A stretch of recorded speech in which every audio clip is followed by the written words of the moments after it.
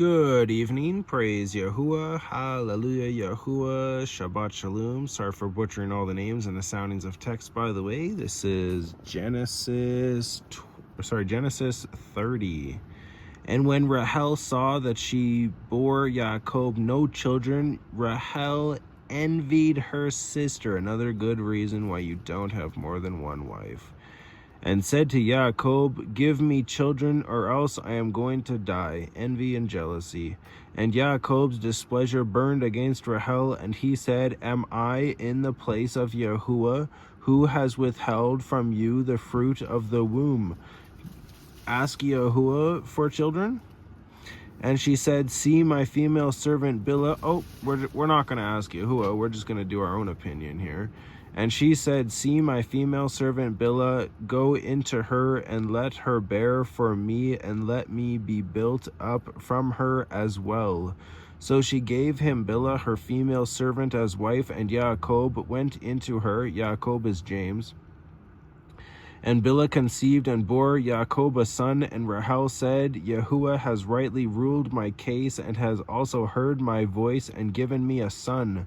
So she called his name Dan. And Rahel's female servant Bilhah conceived again, and bore Yaakov a second son. And Rahel said, with great wrestlings I have wrestled with my sister, and I have overcome.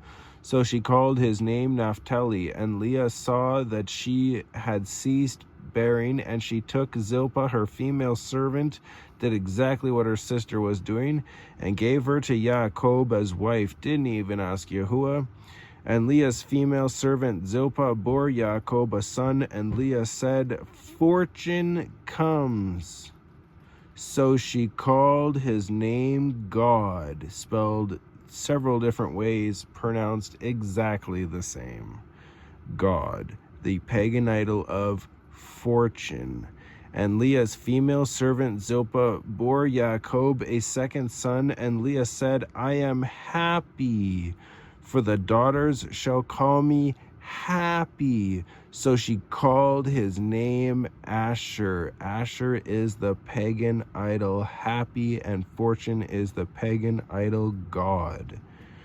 And Reuben went in the days of wheat harvest, and found love apples in the field, and brought them to his mother Leah. And Rahel said to Leah, please give me some of your son's love apples. But she said to her, is it a small matter that you have taken away my husband?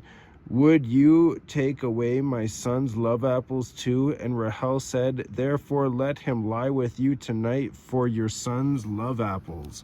They're married, and they're literally like, it's not bribery. Is it bribery? Bribing somebody? Like, you can do this, but I get to have some of these. It's like you're both. This is a good reason not to have more than one wife. The examples are in front of our faces. The actions that people do that is sin against Yahuah is in front of our faces, and then the consequences follow immediately almost. Sometimes it takes a few years. And when Yaakov came out of the field in the evening, Leah went out to meet him and said, do come in to me, for indeed I have hired you with my son's love apples. And he lay with her that night. And Yahuah listened to Leah, and she conceived and bore Yaakov a fifth son. And Leah said, Yahuah has given me my hire, because I have given my female servant to my husband. So she called his name Yissaschar. And Leah conceived again and bore Yaakov a sixth son. And Leah said, Yahuah has presented me with a good present. Now my husband is going to dwell with me, because I have borne him 6 sons. So she called his name Zebulun. She had no idea that he had no love for Leah. He loved Rahel. So it doesn't matter how many children you give this man. He did not fall in love with you. He was deceived into marrying you, and then still sought to have another wife, and now the headache began. The headache began the moment he decided to have a few drinks before he met his wife. That was a mistake.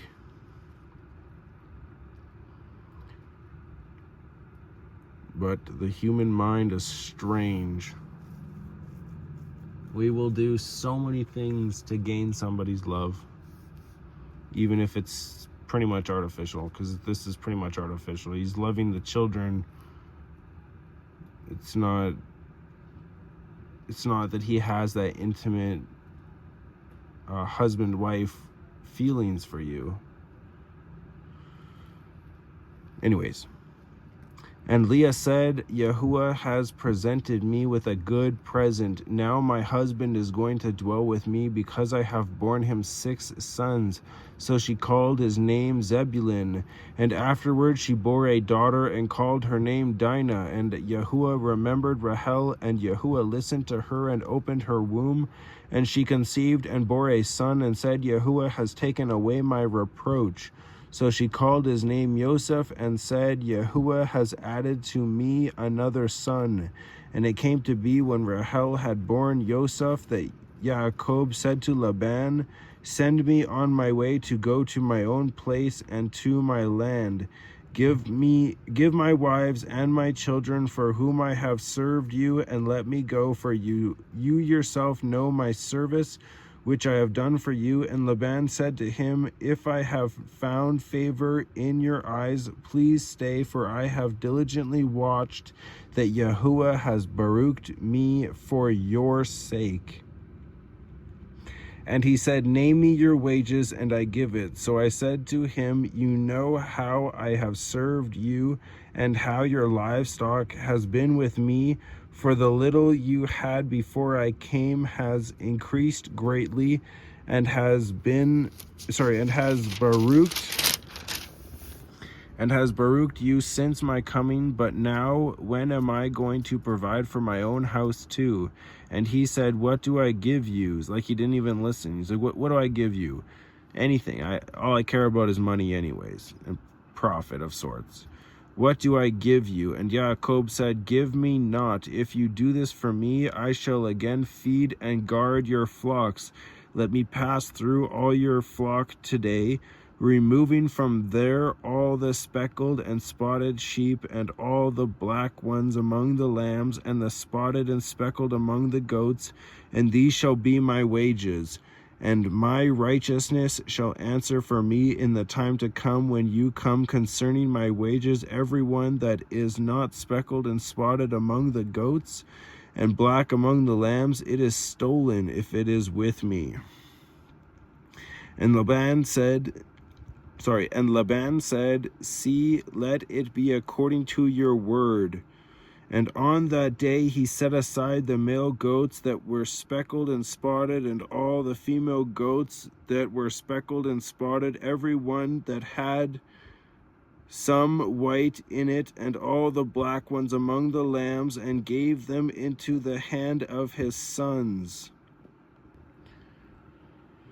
And he put 3 days' journey between himself and Yaakov, and Yaakov fed the rest of Laban's flocks. And Yaakov took for himself rods of green poplar and of the almond and chestnut trees, peeled white strips in them, and exposed the white which was in the rods. And he set the rods which he had peeled before the flocks in the gutters, in the watering troughs where the flocks came to drink, and they conceived when they came to drink.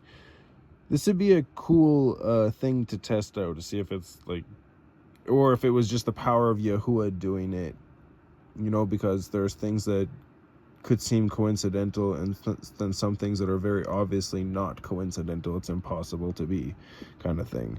Well, it's not impossible, but it's very, very much seeming impossible, I should say.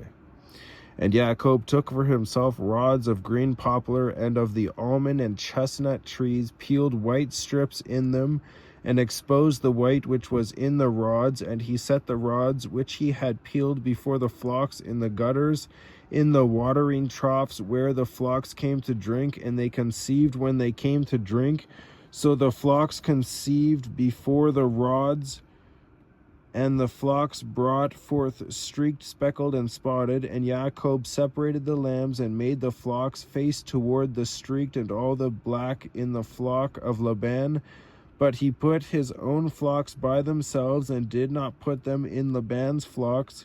And it came to be, whenever the strong ones of the flock conceived, that Jacob placed the rods before the eyes of the flock in the gutters, so they would conceive among the rods. But when the flocks were weak, he did not put them in, so the weak ones were Laban's, and the strong ones Jacob's. Thus the man increased very much, and had many flocks, and female and male servants, and camels and donkeys. Hallelujah, Yahuah. Enjoy this beautiful reading. Shabbat Shalom.